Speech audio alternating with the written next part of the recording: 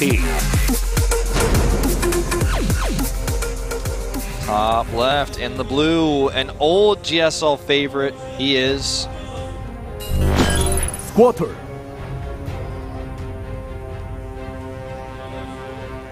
Clickety click. clackety clack. And his opponent over here in the upper right, he needs to win this game and the next. Action. And action, Tasus. Begin acting. He can make a 3v3 team and make his other teammates lights and camera. Yeah. All right, so his opponents are like cut, cut. That's a wrap. Q, and that's a wrap. That's a wrap. So we have the Dro now coming out here to scout. Looks like for the time being, Squirtle's going to be expanding to the natural here. He's going to do a forge first again.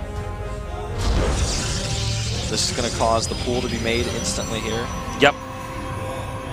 And there it goes now. So drone scouting is pretty valuable. Well, I mean, you're giving up a little bit of minerals to guarantee to have a guaranteed better idea of how the game is going to pan out. And if you're good at responding to that, then you're going to be in good shape. I mean, the thing is, you also force the spawning pool to be made first, which is the Zerg doesn't. It's not desired for the Zerg. The Zerg would rather have. The Zerg always wants to get their drones mining and being utilized before they start to crank out a bunch of units. If Zerg had it their way every time, they would just make as many drones as they could for a little bit. Probably stop at somewhere between 60, maybe 65, 70, depending on the matchup. And then they would just start producing a ton of units, sometimes even having less drones than that. But point being, they want to get the drones up early on.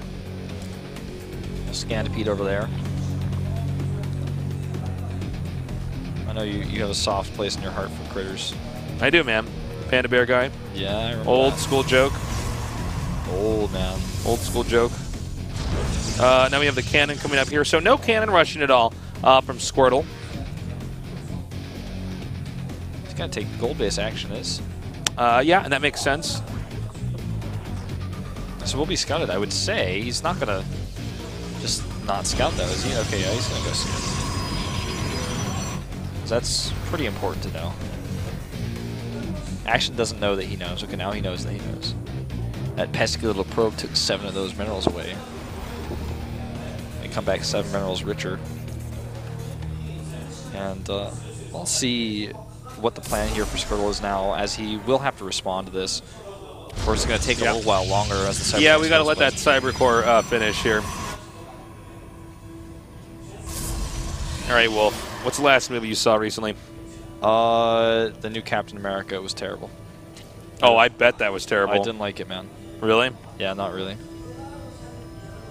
Yeah, it was just like, I never saw the first one, so maybe that's related, but there's just weird plot elements where I'm like, people still make movies like this? I'm like, is this movie for kids or something? I guess so. Like, so I'm like watching, and like there's a female character and the male character. There's some sexual tension between the two, and they're like in a mall for some reason undercover, and she's like, kiss me, it's the way it will look natural. And I'm like, oh god, like this is actually like a plot element in this movie. Like, in the new Avengers movie is going to be at least a chunk of it's going to be in Seoul. Yeah.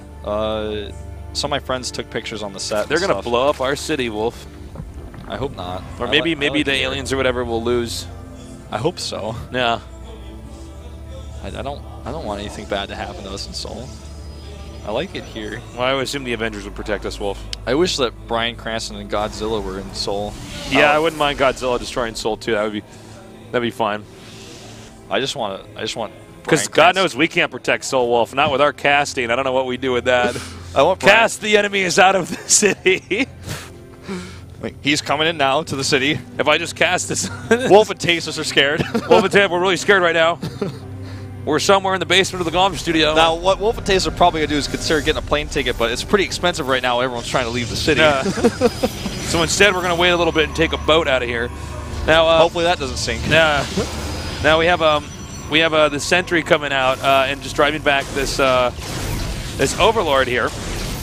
And note, he is getting a second Phoenix. For a second, I thought, oh, that's too bad. He's going to be spotted only making that one Phoenix. I was thinking about the previous game. What we saw with Stork back there. Well, I wonder what the plan with the robotics is going to be here. We've seen players go like Stargate and robotics on their gold base, but usually not off just 2 base.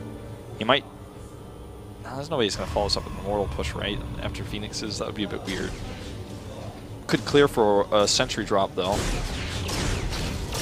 That wouldn't be too bad on the snap. If he clears the Overlords, goes for Sentry drop. Well, yeah, the problem with doing this, well, I guess, yeah, he could do the Sentry drop on the gold base. It's a little bit harder to do to the main here. Although we've seen it done before. You have to go the right angle, and you have to make sure all the Overlords are cleared. Yeah. I think he's going to do it. There's the Warp Prism.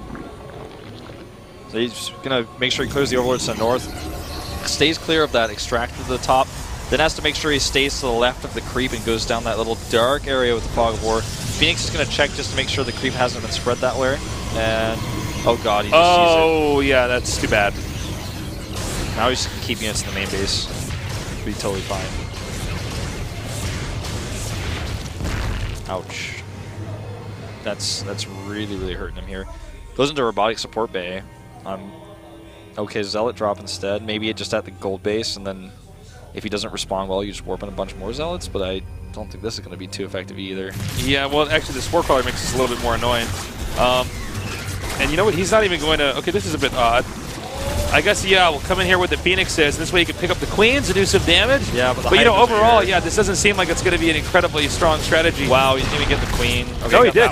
He got 1 Queen. The other one is somehow survived that. But, yeah, it was okay, yeah. I mean, I don't know.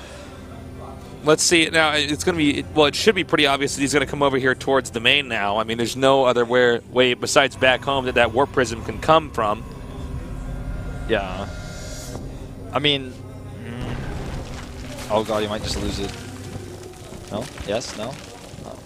Warp Prism backs off a little bit more. He's going to try to pick off maybe some Hydras here on the edge. No, not with that many. Sorry. Sorry, Phoenixes. Get out of there. And here comes the 3rd Nexus now. While this is going on, he can use the Warp Prism and the Phoenixes to keep the Zerg just constantly defending here. That's probably one of the best ways to just handle a Zerg. Keep them on the defense as much as possible, keep them from expanding. Because any attack out that the Zerg would send to that 3rd base will just warp in with a Warp Prism into the Zerg's main, do a lot of damage. Maybe even get a Sentry up there, force field the ramp, take out the main. Yeah, you've got to be so careful about that. Now let's see what happens. Zerg is moving out, and I believe that Warp Prism is still up in the upper right side of the minimap. Yeah. No sentries inside of it, but he could try to force field. He could also just warp in Zealots and do some harassment in the mineral line. This Hydra heavy push is going to be very strong, but it's also going to hit some Colossi on its way. It looks like some contamination went down to stop the 2nd Colossus from coming out here. That's going to be man, helpful. That's a lot of Phoenixes he lost there, by the way. Yeah, without the 2nd Colossus here and with no real other support gateway units, this Nexus this is just not going to work. I can't believe he didn't cancel that. He's going to send the Warp Prism in now, a little bit late, I believe. A bit slow on the draw on that cancel. Whoa. What? Well, he sees the Warp Prism coming in here. It's okay. He's still going to get the Nexus. Yeah, he's like, oh, wait a minute. I didn't mean to do that. He should be fine here. Probably not even going to lose that Queen. Never speak too soon. Okay. Squirtle seeming to be a little bit disorganized here, I got to say. Yeah, in this game, he's just totally... He's not able to follow much of what's been going on. I'm not even sure where his attention is in moments like this. Right? There's nothing else he's making right now. You know, if you got your StarCraft priority mapped out, you would know that this is definitely the moment you got to be looking at the most, is when the Warp Prism's warping in. Yeah, or warping in Zealots, I should say. But before that, like, looking at your Nexus to cancel it. No, right? It's the same ideas. I mean, out of all the places, especially when you have this much experience, you should be hovering over this part of the map, keeping an eye on it. I almost think this is just like a mental, like a brain fart or something. Yeah. Well, I think it's just like, you know when you do a build like this, and I know you know this more than anybody else with the builds you've hit in StarCraft 1, hold that thought. It's just, I think he's just going to lose too much here. Yeah, he needs a little bit more support for his game. Does not end with a bang, but with a whimper here. This Corruptors are just too many of them. In fact, even the angle that he's coming down here with and engaging, he's going to lose a lot more. He gets rid of all the Colossi. Now, I guess the Stalkers can win the Hydra fight, but there's a lot more already being made. We have a bunch of Mutas out now, Zerglings. The 3rd base, I think, is a dream that Squirtle is not going to achieve here. In fact, this is funny. He's going to go right up here into the natural, excuse me. Well, well, I mean, he doesn't need to respect the board race that much. He's like, oh, one board race, the Muse got to get out of here. He's just going to kill the Stalkers, and then the game is going to end. Yeah, way there's too much firepower here. And that's going to bring us into game number 3 here. 1-1 right now. But you know that feeling when you're hiding a build, and then suddenly the Overseer comes in, and you're like, well, there's like no good choice now with what I would plan. Yeah. I guess I can't. I guess I'm going to walk.